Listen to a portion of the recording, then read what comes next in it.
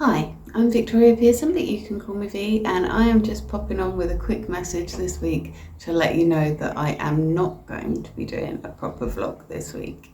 If you regularly watch my shorts, you will know that I've had to have my 17-year-old dog put to sleep this week. He had developed a huge cyst on his face and it split and burst and got infected.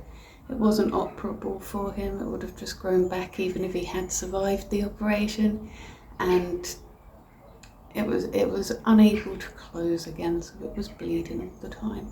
It was a very difficult decision because he still seemed very, very happy. He has his shiny coat and his waggy tail and his wet nose, and it was a difficult decision to make. But I am glad that we managed to prevent all of the inevitable suffering that would have followed after that.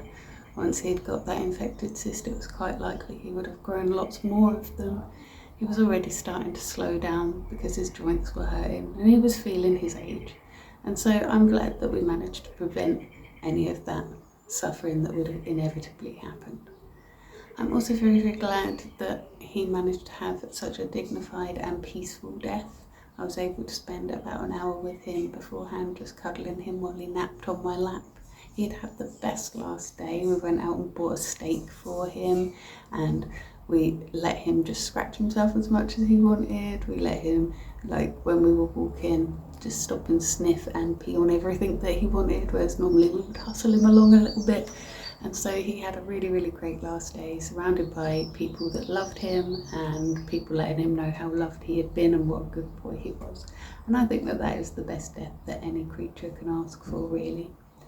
It's going to be really weird in my house for a long time. He created a lot of background noise, and it's really, really difficult to get up in the morning and not have him there waiting for me outside my bedroom door and things like that. But we will never forget him. I'm going to be doing some various types of artwork to commemorate him in our house with his leash and his paw prints and things like that.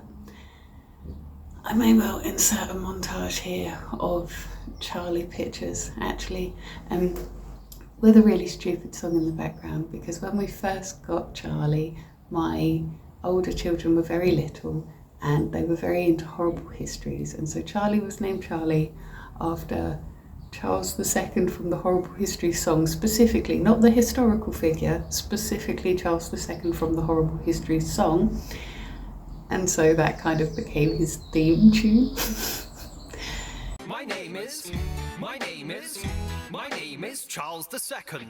I love the people and the people love me so much that they restored the English monarchy. I'm part Scottish, French, Italian, a little bit Dane, but 100% party animal. Champagne! Spaniels I adored, named after me too. Like me, they were fun with a natty hairdo. Is today my birthday? I can't recall. Let's have a party anyway because I love 'em all. All hail the King of Bling.